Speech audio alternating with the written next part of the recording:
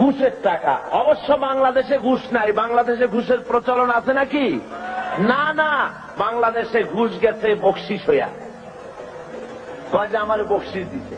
হযরতে ওমরে ফারুক রাদিয়াল্লাহু তাআলা আনহুর জামানায় যাকাত কালেক্টররা যাকাতের টাকা নিয়ে এসছে, এসে বলছে হে আমিরুল মুমিনিন, এই নিন, এই টোপলাটা হলো যাকাতে। আচ্ছা ওইটা কি? ওই যে ছোট টোপলাটা? ওটা হলো আমার হাদিয়া, লোকেরা আমাকে দিয়েছে। হযরত ওমর বলছে ওটাও জমা দাও। এটা তো আমাদের লোকেরা হাদিয়া দিয়েছে। যাও না, জমা দাও।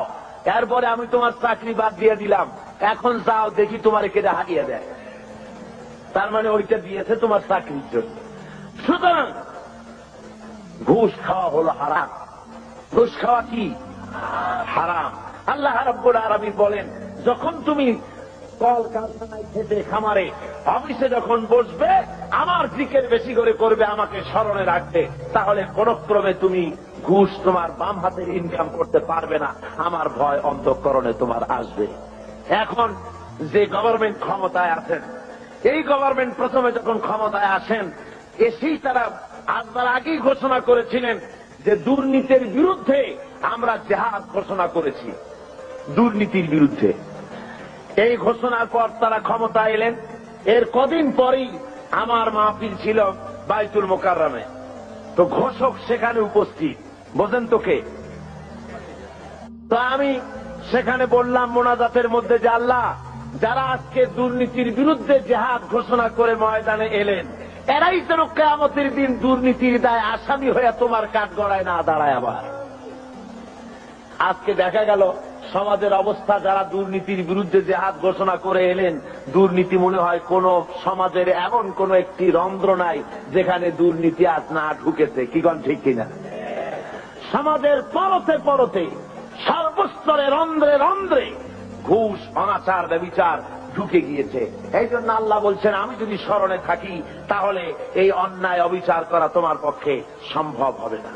এই জন্য আল্লাহ বলছেন, আতিউল্লাহ ওয়া আতিউর রাসূল, তোমরা আল্লাহর, কুল আতিউল্লাহ ওয়ার রাসূল, আল্লাহ এবং রাসূলের আনুগত্য করো, তোমার জীবনের মুক্তি এই পথে। এই পথ ছাড়া তোমার জীবনের আর কোনো মুক্তি হতে পারে না। আজকে মানুষের জন্য অর্থনৈতিক মুক্তি, লোকেরা মনে করে ইসলাম হলো একটি ধর্ম মাত্র। ইসলাম কি? শুধুমাত্র একটি ধর্ম। এই কথা ছড়ানো হচ্ছে তথাকথিত প্রগতবাদী, নাস্তিক্যবাদীর ধ্বজাধারীরা, তারা চতুর্দিকে ছড়াচ্ছে ইসলাম হলো শুধুমাত্র একটি ধর্ম, এতে আছে শুধু নামাজ, রোজা, হজ, যাকাতের কথা, অর্থনৈতিক কোনো বক্তব্য নাই। সুতরাং ধর্মের দিক থেকে আমরা নামাজ, রোজা ঠিকই করবো আল্লাহর, কিন্তু অর্থনৈতিক মুক্তির জন্য কার্ল মার্কসের কাছে যাওয়া ছাড়া আমাদের কোনো পথ নাই, সমাজতন্ত্র করা ছাড়া কোনো পথ নাই। এই কথা তারা বলে বেড়াচ্ছে এবং আমাদের যুবকদেরকে তারা সর্বনাশ করতেছে। বলুন ঠিক কিনা? আপনারা আমাকে বলেন, এই কোরআন শরীফে আল্লাহ কি অর্থনৈতিক বক্তব্য রাখেন নাই? রাজনৈতিক বক্তব্য নাই? সমাজনীতির বক্তব্য নাই? সবের মধ্যে ভরা আছে। কিন্তু দুঃখের বিষয়, আমার কলেজ, ইউনিভার্সিটির ছাত্রগুলি যারা ওখানে পড়াশোনা করছে, তার একটি অংশকে আজকে তাদেরকে বিরুদ্ধে নিয়ে নেওয়া হয়েছে। তারা আমার ঘরের ছেলে, অথচ ইসলামকে তারা মুসলমানদের বলে ধর্মান্ধ। মুসলমানদের কি বলে? ধর্মান্ধ। আর ওরা হয়েছে প্রগতিবাদী, প্রগতিশীল। প্রগতি হওয়া যায়, ইসলামরে যত গালি দেওয়া যাবে, রসুলকে গালি দিয়ে যত কবিতা লেখা যাবে, ততই প্রগতিশীল হয়, ততই প্রগতিবাদী হয়। ঠিক কিনা কর? সুতরাং আপনার আমার ছেলেকে যারা ধ্বংস করলো, নষ্ট করলো, ওদের চেনার দরকার আছে না? যারা বলেন ওদের চেনার দরকার নাই? কারা আমার ছেলে নষ্ট করলো? আমার ওই ছেলে ইউনিভার্সিটি, কলেজে আজকে যারা লেনিন এবং মার্ক্সের গোলাম হয়েছে, এই ছেলেগুলি তো আমার ছেলে ছিল, আপনার ছেলে ছিল, আমার ভাইয়ের ছেলে ছিল। এই ছেলেগুলিকে কারা নষ্ট করলো? নষ্ট করেছে ইউনিভার্সিটি এবং কলেজের তথাকথিত এক শ্রেণীর প্রফেসরেরা। সব না, এক শ্রেণীর শিক্ষকরা। কোন শ্রেণী? সেই শ্রেণীর শিক্ষকরা মস্কো থেকে ট্রেনিং পেয়েছে, পেন্টাগনের ট্রেনিং পেয়েছে, পিকিং এর ট্রেনিং পেয়েছে, শান্তিনিকেতন থেকে মগজ ধোলাই করে পাঠিয়ে দেওয়া হয়েছে চট্টগ্রাম ইউনিভার্সিটিতে, পাঠানো হয়েছে রাজশাহী ইউনিভার্সিটিতে, পাঠানো হয়েছে ঢাকা ইউনিভার্সিটিতে। বিভিন্ন ইউনিভার্সিটি থেকে বসে এসব অধ্যাপক শিক্ষক নামের কলঙ্ক আমার দেশের হাজার হাজার ছেলেকে বেঈমান বানিয়ে দিল। বলুন ঠিক কিনা?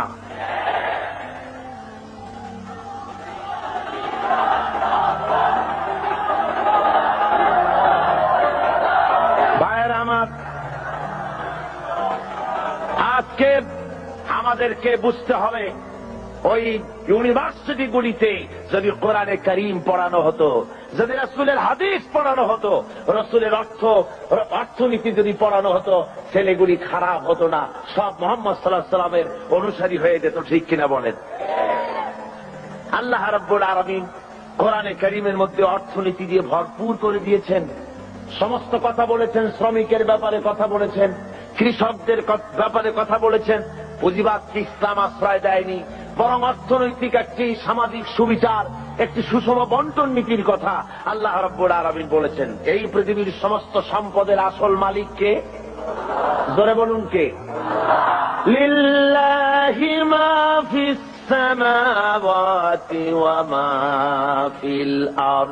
পড়েন সবাই আমার সাথে, লিল্লাহি মা ফিস সামাওয়াতি ওয়া মা ফিল আরদ। আসমান আর জমিনের সবকিছুর একচ্ছত্র মালিকানা হলো আল্লাহর। কিন্তু আল্লাহ রাব্বুল আলামিন ওই মালিক আল্লাহর সম্পদ থেকে কাউকে কাউকে এর মালিক এর কিছু সময়ের জন্য রক্ষক বানায় দেন, কিছু সময়ের জন্য আমানতদার বানায় দেন। যার কাছে যতটুকু জমি আছে, টাকা আছে, সম্পদ আছে, এগুলি তার কাছে আমানত মাত্র। আল্লাহ কোরআনে কারীমের মধ্যে বলেন, وَأَنفِقُوا مِمَّا جَعَلَكُم مُّسْتَخْلَفِينَ فِيهِ। আল্লাহ যে সব ধন সম্পদ তোমাদেরকে দান করেছেন, এর প্রতিনিধি বানাইছেন, তোমরা তার থেকে আল্লাহর রাস্তায় খরচ করো। এর দ্বারা বোঝানো হচ্ছে ধন সম্পদের আসল মালিক আল্লাহ, তোমার কাছে কিছুদিনের জন্য আমানত রাখা হয়েছে। গভর্নমেন্টের পক্ষ থেকে নামাজ পড়তেই হবে, আল্লাহর হুকুম। অনেকে বলে, কয় হুজুর শুধু তো একটু নামাজ পড়ি না, নইলে আমি লোকটা আসলে খারাপ না। দান সৎকা করি, রোটারি, লায়ন্স, অ্যাপেক্স, লিও, তারপরে ফ্রিমেসন, এই ধরনের অনেক সংগঠনের সাথে থেকে চক্ষু শিবির করি, চোখ ভালো করে দিই, খাবার দিই, শীতবস্ত্র দেই। আমি লোক খারাপ না, শুধু যা নামাজ পড়ি না তাই বলে আমার ইমান নষ্ট হলো নাকি? আমি বলি, মিয়া ইমানই তো নাই, তার নষ্ট হবে কি? ইমাম থাকার জন্য নামাজ জরুরি। যার নামাজ নাই, লা দীনা লিমান লা সালাত লাহু। যার কাছে নামাজ নাই, তার কাছে ঈমান নাই। সুতরাং নামাজ হল দ্বীনের খুঁটি, ইমাদুদ্দিন, দ্বীনের পিলার।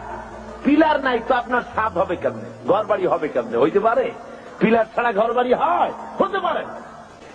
একজন সাহাবী আর একজন ইহুদি রাসূল পাক সাল্লাল্লাহু আলাইহি ওয়াসাল্লামের কাছে এসেছিলেন। এসে ওই ইহুদি মুসলমানের বিরুদ্ধে নালিশ করেছে আল্লাহ নবীর দরবারে। নবীজি সব শুনে ফয়সালা দিলেন ইহুদির সপক্ষে। মুসলমান ব্যক্তি অসন্তুষ্ট হয়ে চলে গেলেন হযরত ওমরের কাছে, গিয়ে বললেন, ভাই ওমর, আমি আপনার কাছে এসেছি একটা সানি বিচারের সানি করার জন্য। তো বলে, প্রথমে কার কাছে গিয়েছিলে? গিয়েছিলাম মুহাম্মদ সাল্লাল্লাহু আলাইহি ওয়াসাল্লামের কাছে। ইহুদির সাথে আমার সাথে একটা ব্যাপার নিয়ে ঝগড়া হয়েছে, কিন্তু মুহাম্মদ সাল্লাল্লাহু আলাইহি ওয়াসাল্লাম সেটা শুনে রায় দিলেন ইহুদির পক্ষে। অথচ আমি মুসলমান, আমি নামাজ পড়ি, আমি চাঁদা দেই, আমি জিহাদে যাই, অথচ আমার পক্ষে রায় দেওয়া হলো না। বলুন তো দেখি কেমন কথা? আল্লাহ আপনাকে বড় রাজনৈতিক জ্ঞান দান করেছেন, আপনি আমার এই ফয়সালাটা করে দেন। হযরত ওমর বললেন, আল্লাহর বান্দা, অপেক্ষা করো, আমি তোমার ফয়সালা করে দিতেছি। বাড়ির মধ্যে ঢুকলেন, একটা তরবারি নিয়ে এলেন। তরবারিটা খাপ থেকে বের করে হযরত ওমর বললেন, আল্লাহর বান্দা শোনো, যে ব্যক্তি মুহাম্মদ সাল্লাল্লাহু আলাইহি ওয়াসাল্লাম ফয়সালা করে দেওয়ার পর নিজেকে মুসলমান দাবি করে আর তারপরে সেই ফয়সালা মেনে নিতে পারে না, দ্বিধা দ্বন্দ্বে ভোগে অথবা তার স্থানী করতে আসে, ওই লোকের ফয়সালা এইরকম করে করে দিতে হয়। তরবারি দিয়ে আঘাত করলেন, লোকটা দুই টুকরা হয়ে জমিনের উপরে পড়ে গেল। সারা এলাকায় খবর হলো হযরত ওমর মুসলমান হত্যা করেছেন। ভাইরা আমার, আল্লাহ রাব্বুল আলামিন বলে দিলেন, কোরআনে কারীমের আয়াত নাযিল হয়ে গেল, ফালা ওয়ারাব্বিকা লা ইউমিনুনা হাত্তা ইউহাক্কিমুকা ফীমা শাজারা বাইনাহুম ثم لا يجدوا في أنفسهم حرجا مما قضيت ويسلموا تسليما। হে নবী, আপনার আল্লাহর কসম, আপনার রবের কসম, সে ব্যক্তি মুমিন নয়, সে ব্যক্তি মুমিন নয় যে ব্যক্তি আপনি ফয়সালা দেওয়ার পর, আপনি সিদ্ধান্ত দেওয়ার পর ওই সিদ্ধান্ত মেনে নিতে এতটুকুন দ্বিধা দ্বন্দ্বে ভোগে, মানতে পারে না, সন্দেহ পোষণ করে, আপনার আল্লাহর কসম সে ব্যক্তি মুমিন না। আল্লাহ রাব্বুল আলামিন জানিয়ে দিলেন, নবী গো আপনি বলে দেন হযরত ওমর কোন মুসলমান হত্যা করেনি, হযরত ওমর যাকে হত্যা করেছে সে হলো মুনাফিক। আল্লাহ সেই বিচারে খুশি হয়ে গেছেন। কলেমা পড়ার পর, মুসলমান দাবি করার পর আল্লাহর দেওয়া অর্থনীতি, সমাজনীতি, রাজনীতি যারা মানতে রাজি না, ওদেরকে এই জমিনে বসবাস করার কোন অধিকার আল্লাহ দিতে চান না। অর্থাৎ মুনাফিক হওয়া চলবে না। দুটো পথ আছে, হয় কাফের হও, না হয় মুমিন হও। মুনাফিকেরা কেটে পড়ে, তারা বলে শুনতে, তারা যখনই আল্লাহ এবং আল্লাহ রাসূলের হুকুম শোনে তখন তারা বলে যে ধর্ম হলো এটা ব্যক্তিগত ব্যাপার, এটা আমার ইচ্ছা মানি বা ইচ্ছা হয় না মানি, তা নিয়ে এত বাড়াবাড়ি করার কি দরকার। ওরা বলে যে কোরআন শরীফে আছে লা ইকরাহা ফিদ্দীন, ধর্মের ব্যাপারে বাড়াবাড়ি নাই, সুতরাং তোমার কাজ তুমি করো, আমার কাজ আমি করি, এই কথা তারা নিজেরা বলতে থাকে। আসলে যখন একটি মানুষ কলেমা পড়ে মুসলমান হয়, তখন তার অধিকার নাই যে তার ইচ্ছে মতো ব্যক্তিগতভাবে ধর্ম পালন করবে আর বলবে এটা আমার ইচ্ছার উপরে নির্ভর করে, এমন কথা কেউ বলতে পারবে না। প্রত্যেকটি মুসলমানকে মুহাম্মদ সাল্লাল্লাহু আলাইহি সাল্লাম যে কথা বলেছেন, আল্লাহ এবং তার রাসূলের কথার সামনে মাথা নত করে দিতেই হবে। তিরমিজি শরীফের হাদিসের মধ্যে এসেছে, আল্লাহ রাসূল বলেছেন, মানুষের প্রত্যেকটি আদম সন্তানের খাওয়া পড়া, শিক্ষা, চিকিৎসা, বাসস্থান, এই জিনিসগুলির গ্যারান্টি আল্লাহ রাব্বুল আলামিন দিয়ে থাকেন, ইসলামী সরকার দিয়ে থাকে। ইসলাম অর্থনৈতিক নিরাপত্তার জন্য যেসব ব্যবস্থা গ্রহণ করেছে, তার সবচেয়ে বড় কথা হল সমাজের কর্মক্ষম ব্যক্তি যারা কাজ করতে পারে না তাদের রুজির জন্য তারা পরিশ্রম করবে, যারা কাজ করতে পারে তারা পরিশ্রম করবে। এটা হলো ইসলামের কথা। কোরআনে কারীমের মধ্যে সূরা জুমায় একথা বলা হয়েছে, ফাইযা কুদিয়াতিস সালাতু ফান্তাশিরু ফিল আরদ ওয়াবতাগু মিন ফাদলিল্লাহ ওয়াযকুরুল্লাহা কাসীরান লাআল্লাকুম তুফলিহুন। আল্লাহ রাব্বুল আলামিন বলেন, নামাজ পড়া যখন হয়ে গেল, ফাইযা কুদিয়াতিস সালাত ফান্তাশিরু ফিল আরদ, নামাজ পড়া যখন হয়ে গেছে, এখন আর ঘুমায় থেকো না, বেরিয়ে যাও, কলে কারখানায়, খেতে খামারে, অফিসে আদালতে কাজ করো। জোরে বলেন সুবহানাল্লাহ। ইসলাম কাজের ট্রেনিং দেয়, বসে থেকো না, নামাজ পড়া হয়েছে, বেরিয়ে যাও। হাদিস শরীফে এসেছে, ইযা সাল্লাইতুমুল ফাজরা ফালা তানুমু আন তালবি আরযাকিকুম, যখন ফজরের নামাজ পড়া হয়ে গেল, ঘুমায়ও না, ফালা তানুমু, ঘুমায়ও না, বেরিয়ে যাও, কল কারখানা, খেতে খামারে, অফিসে আদালতে উৎপাদন বাড়াও, কাজ করো, নিজের জন্য পরিশ্রম করো, অন্যের জন্য পরিশ্রম করো। হুজুর বলেছেন, সেই ব্যক্তির মতো হতভাগ্য আর কেউ নাই যে নিজের জন্য পরিশ্রম করে না, অন্যের জন্য পরিশ্রম করে না, তার মতো হতভাগ্য আর কেউ হতে পারে না। ইসলাম কাজের কথা এভাবে বলেছেন, আর বলেছেন কি, এই কাজটা যখন করবে তখন কিন্তু আমাকে ভুলে যেও না, আমার কথা মনে রেখো। যখন তুমি কাজে বেরোবে,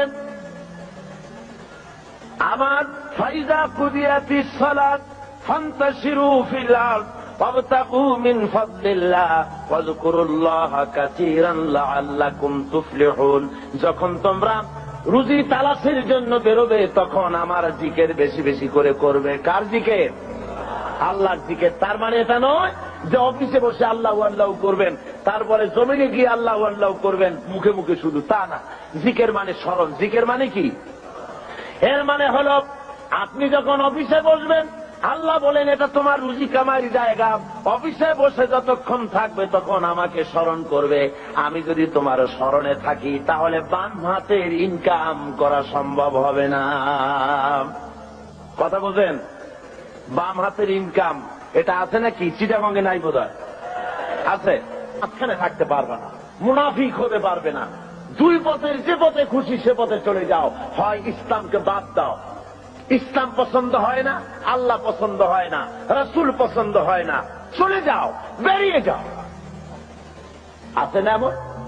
আছে না লোকজন ইসলাম ভালো লাগে না, ইসলাম পছন্দ হয় না, আবার তারা বলে কয় যে জনগণের কোমল হৃদয়, তাদেরকে তাদের কোমল ভাব অনুভূতিকে ধর্মের নামে রাজনীতি করে ব্যবহার করা হয়।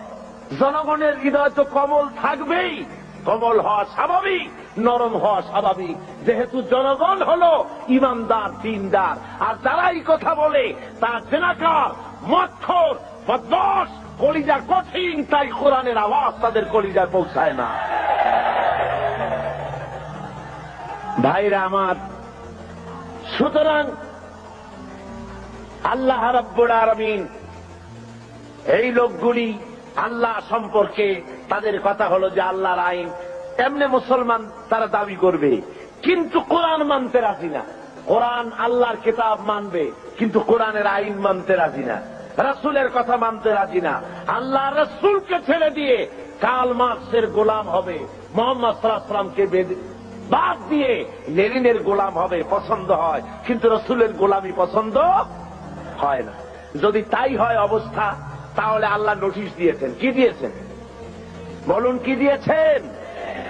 আল্লাহ রাব্বুল আলামিন বলেন, ইয়া মাশারাল জিন্নি ওয়াল ইনস, হে মানুষেরা আর হে জিনেরা, ইন ইসতাতা'তুম আন তানফুযু মিন আকতারিস সামাওয়াতি ওয়াল আরদ فانفذوا لا تنفذون إلا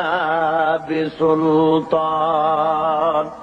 আমার ইসলাম যদি ভালো না লাগে, আমার কোরআন যদি পছন্দ না হয়, আমার নবী যদি ভালো না লাগে, বেরিয়ে যা আমার আকাশের নিচের থেকে, আমার জমিনের উপর থেকে বেরিয়ে যা।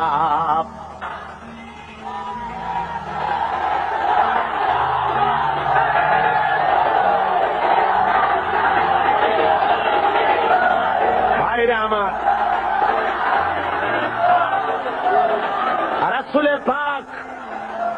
রাসূলে পাক জোরে বলেন সাল্লাল্লাহু আলাইহি ওয়াসাল্লাম স্পষ্টভাবে ঘোষণা করেছেন, লা ইউমিনু আহাদুকুম হাত্তা ইয়াকুনা হাওয়াহু তাবআন লিমা জিতু বিহি। আল্লাহর কসম, তোমাদের মধ্যে কেউ ঈমানদার হতে পারবে না। কে বলতেছেন? আল্লাহ রাসূল বলছেন, তোমাদের ভিতরে কেউ ঈমানদার হতে পারবে না যতক্ষণ পর্যন্ত তারা নিজেদের প্রবৃত্তি কর্তৃক পরিচালিত হতে থাকবে এবং আমি যে জিনিস নিয়ে এসেছি তার অনুসরণকারী না হবে, ততক্ষণ পর্যন্ত মুমিন হতে পারবে না। আমি যা এনেছি আল্লাহর কাছে থেকে সেটা অনুসরণ করা লাগবে। আমি যে অর্থনীতি দিয়েছি, রাসূল যে অর্থনীতি দিয়েছেন, রাসূল যে সমাজনীতি দিয়েছেন, রাসূল যে রাষ্ট্রনীতি দিয়েছেন, রাসূল যে পথ দেখিয়েছেন, এই পথ যদি না মানে, রাসূল বলেছেন কখনো মুমিন হতে পারবে না। কে বলেছেন? আল্লাহর নবী বলেছেন। সুতরাং মুমিন মুসলমান যারা, তাদেরকে আল্লাহর দেওয়া বিধান অনুযায়ী আল্লাহর রাসূলের আনুগত্যের সামনে মাথা নত করে দিতে হবে। কি জন্য দিতে হবে? আল্লাহর হুকুম অনুযায়ী। আল্লাহ রাব্বুল আলামিন বলেন, ওয়ামা আরসালনা মির রাসূলিন ইল্লা লিইউতাআ বিইذনিল্লাহ। আমি যে রাসূলই পাঠিয়েছি তাকে আনুগত্য করার জন্যই পাঠিয়েছি, আর তা আল্লাহর হুকুমে। নবীর আনুগত্য করতে হবে, এটা কার হুকুম? বলুন জোরে, কার হুকুম? নবীর আনুগত্য করতে হবে আল্লাহর হুকুমে। আল্লাহ রাব্বুল আলামিন বলছেন, মান ইউতি'র রাসূলা ফাকাদ আতা আল্লাহ। যে ব্যক্তি রাসূলের আনুগত্য করলো সে আল্লাহর আনুগত্য করলো। যে রাসূলের আনুগত্য করলো সে কার আনুগত্য করলো? আল্লাহ রাব্বুল আলামিনের। সুতরাং প্রত্যেকটি মুসলমানকে তার ব্যক্তি, পরিবার, সমাজ ও রাষ্ট্রে জীবনের সকল দিক ও বিভাগে একমাত্র তাকে আইন মেনে চলতে হবে। কার? আল্লাহ। এ ধনীদের সম্পদের মধ্যে গরিবদের অধিকার আছে। আল্লাহ রাব্বুল আলামিন বলছেন ধনীদেরকে যে গরিবরা তোমার করুণার পাত্র নয়, বরং তোমাদের সম্পদে আছে তাদের অধিকার, সে অধিকার তোমরা আদায় করে দাও। এবারে আল্লাহ রাব্বুল আলামিন এভাবে করে কোরআনের মধ্যে বারবার এই কথা বলেছেন, ওয়ানফিকু মিম্মা রাযাকনাকুম। আমি তোমাদেরকে যে রিজিক দান করেছি তার থেকে তোমরা খরচ করো গরিব জনসাধারণের জন্য। প্রশ্ন উঠলো, হে রাসূল কি খরচ করব? আল্লাহ জবাবটা শিখায় দিলেন, ওয়ায়াসআলুনাকা মাযা ইউনফিকুনা কুলিল আফওয়া। আল্লাহ রাব্বুল আলামিন বলেন, নবী হে, আপনাকে প্রশ্ন করা হয় কি খরচ করব, আপনি বলে দেন প্রয়োজনের অতিরিক্ত জিনিস আল্লাহর রাস্তায় খরচ করে দাও, যেটা তোমার কাজে লাগছে না, তোমার ব্যক্তিগত এবং তোমার পরিবারের জন্য রেখে বাকি জিনিসটা তুমি আল্লাহর রাস্তায় মানুষের জন্য, গরিবদের জন্য খরচ করে দাও।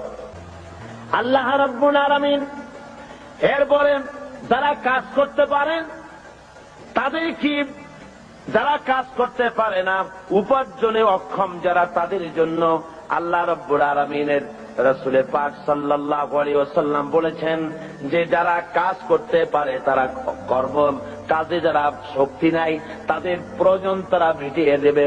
ওয়ায়াকফুলু গানিয়ুহুম ফাকিরাহুম। তাদের সমাজের ধনীরা তারা গরিবদের খাবারের বন্দোবস্ত করবে, তাদের অভাব অভিযোগ প্রয়োজনকে মিটিয়ে দেবে। আল্লাহ রাব্বুল আলামিনের নবী বলেন সেই ব্যক্তি মুমিন নয়, সেই ব্যক্তি মুমিন নয়। তিনবার বললেন। সাহাবায়ে কেরাম জিজ্ঞেস করলেন, ইয়া রাসূলুল্লাহ, কোন ব্যক্তি মুমিন নয়? হুজুর বলেন যে ব্যক্তি পেট পুরে আহার করার পর ঘুমায় গেল, এই কথা জানার পরে যে তার প্রতিবেশী না খেয়ে আছে, এই কথা জানার পরে যে ঘুমায় গেল। আল্লাহ নবী বলেন সে যত নামাজি আর যাই কিছু হোক না কেন, আল্লাহর কাছে সে মুমিন বলে চিহ্নিত হতে পারবে না। এর চাইতে উন্নত মানের কথা এই পৃথিবীতে আর কেউ বলতে পেরেছে? বলুন, কি বলেন? আর কেউ বলতে পেরেছে? আর কেউ বলতে পারেনি। রাসূল পাক সাল্লাল্লাহু আলাইহি ওয়াসাল্লাম বলেছেন, আইয়ু রাজুলিন মাতা জিয়ান বাইনা আগনিয়া ফাকাদ বারিয়াত মিনহুম জিম্মাতুল্লাহি ওয়া রাসূলি। আল্লাহর নবী বলেন, কোন ধনাঢ্য এলাকার ভিতরে কোন গরিব মানুষ যদি মারা যায়, কোন মানুষ যদি না খেয়ে মারা যায় কোন ধনাঢ্য এলাকার ভিতরে, তাহলে ওই এলাকার ধনী ব্যক্তিদের সঙ্গে আল্লাহর সাথে এবং তার রাসূলের সাথে কোনো সম্পর্ক থাকবে না, সমস্ত সম্পর্ক বিচ্ছিন্ন হয়ে যাবে। জোরে বলেন নাউযুবিল্লাহ। কোন ধনীদের এলাকায় যদি গরিব না খাইয়া মরে যায়, তাহলে ওই এলাকার ধনীদের সাথে আল্লাহর কোনো সম্পর্ক বাকি থাকবে না। রাসূল পাক সাল্লাল্লাহু আলাইহি ওয়াসাল্লাম একথা স্পষ্ট করে বলেছেন। তাই তো আমরা দেখেছি মুহাম্মদ সাল্লাল্লাহু আলাইহি ওয়াসাল্লাম যখন ক্ষমতায় ছিলেন, হুজুর বলেছেন, অর্থাৎ রাষ্ট্রীয় ক্ষমতায়, হুজুর বলেছেন খায়রুল কুরুনে কারনি, সর্বশ্রেষ্ঠ যুগ হলো আমার যুগ। জোরে বলেন সুবহানাল্লাহ। মানুষ দরজা খুলে ঘুমাবার সুযোগ পেয়েছে, না খেয়ে কেউ মরে নাই। আজকে তো লোকেরা মঞ্চের উপরে দাঁড়ায়, ইলেকশন আসলে পরে কত কায়দার লম্বা জামা গায়ে দেয়, দেখেন না? খদ্দরের জামা একেবারে আমাদের চাইতেও লম্বা জামা, দুই কোনাটা খুব বেশি করে লম্বা, কানাটা ফাড়া।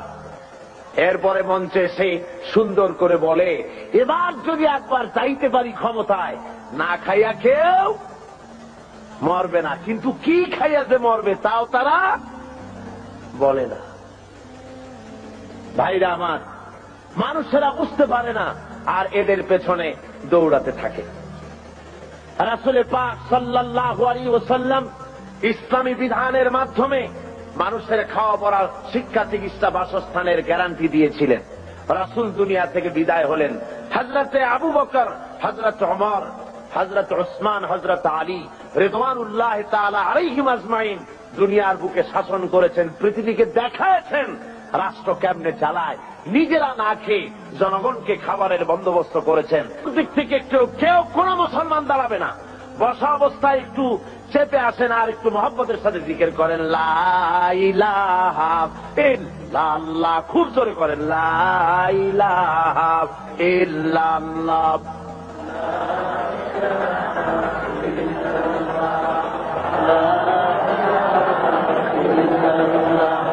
লা ইলাহা ইল্লাল্লাহ, লা ইলাহা ইল্লাল্লাহ, লা ইলাহা ইল্লাল্লাহ, লা ইলাহা। আরো জোরে করুন।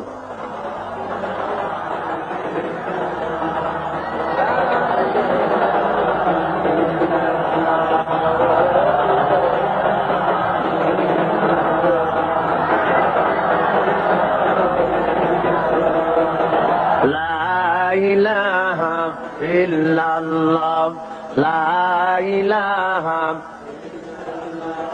লা ইলাহা ইল্লাল্লাহু মুহাম্মাদুর রাসূলুল্লাহ।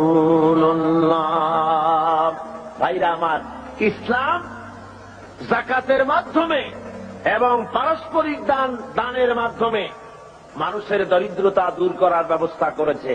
হযরত ওমর ইবনে আব্দুল আজিজ রাহমাতুল্লাহ আলাইহির যুগে বাজারে বাজারে শহরাত করা হতো, যাকাত কে নেবে, যাকাত কে নেবে, একটা লোক যাকাত নেব আমি, এইরকম লোক পাওয়া যায় নাই। জোরে কোন সুবহানাল্লাহ, লোক পাওয়া যায় না।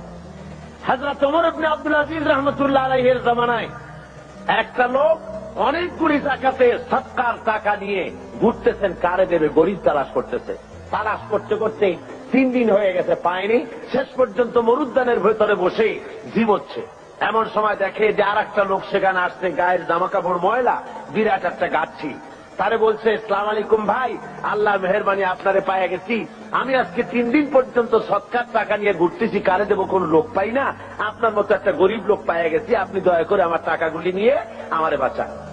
ওই লোকটা বলছে, মিয়া তোমার মাথায় স্ক্রু ঢিলা টিলা নাকি? তুমি কি মনে করছো আমার ওই টোপলার মধ্যে ছেঁড়া খাতা? আমার টোপলার তোমার ওর মধ্যে কয় টাকা? কয় যে এত। তা আমারটা গুলিয়ে দেখো, তোমারটা চাইতে অনেক বেশি। তুমি ঘুরছো 3 দিন, আমি ঘুরেছি 1 সপ্তাহ। পুরা এলাকায় সদকার টাকা নিতে পারে এমন গরিব খুঁজা পাইলাম না। জোরে বলেন সুবহানাল্লাহ, জোরে বলেন সুবহানাল্লাহ। এটা কিসের বরকতে হয়েছে? ইসলামের বরকতে। জোরে বলেন কিসের বরকতে? ইসলামের বরকতে। আল্লাহ রাব্বুল আলামিনের হাবিব বলেন, তুখাযু মিন আগনিয়াইহিম ওয়া তুরাদ্দু আলা ফুকারাইহিম। ধনীদের কাছ থেকে যাকাত নাও আর গরিবদের কাছে দিয়ে দাও। যদি যাকাত দিতে কেউ অস্বীকার করে, তাহলে হাফেজ ইবনে হাজার আসকালানী রাহমাতুল্লাহ আলাইহি তিনি বুখারীর শারহ ফাথুল বারীর মধ্যে তিনি লিখেছেন, ফামানিম তানিয়া উখিযাত বিহি উখিযাত মিনহু ফারান। অর্থাৎ যদি কেউ যাকাত দিতে গভর্নমেন্টের হাতে অস্বীকার করে, জবরদস্তি করে তার কাছ থেকে যাকাত আদায় করে নাও। যাকাত দিতেই হবে বাই হুক এন্ড ক্রুক, গভর্নমেন্টের হাতে। তাই বলে এই বর্তমান হাজী সাহেব গভর্নমেন্টের হাতে না। বর্তমান গভর্নমেন্ট আইন করেছেন, যাকাত বোর্ড গঠন করেছেন। আমি প্রেসিডেন্টের সামনে বলেছি, সেই গভর্নমেন্টের হক নাই, অধিকার নাই যাকাত আদায় করার, যে গভর্নমেন্ট নামাজ কায়েম করে না। আল্লাযীনা ইম্মাক্কান্নাহুম ফিল আরদ আকামুস সালাত ওয়া আতাউজ যাকাত ওয়া আমারু বিল মা'রুফ ওয়া নাহাউ আনিল মুনকার। আল্লাহ রাব্বুল আলামিন বলেন, আমি যদি মানুষকে, মুমিনদেরকে যদি ক্ষমতায় দেই, 4খানা কাজ করবে। কয়খানা বলুন? দুর্নীতিদের যদি কাজ আমি ক্ষমতা দেই, 4টা কাজ করবে। প্রথম কাজ হলো, প্রথম নম্বরে নামাজ আদায় করবে, নামাজ কায়েম করবে, নামাজ প্রতিষ্ঠা করবে।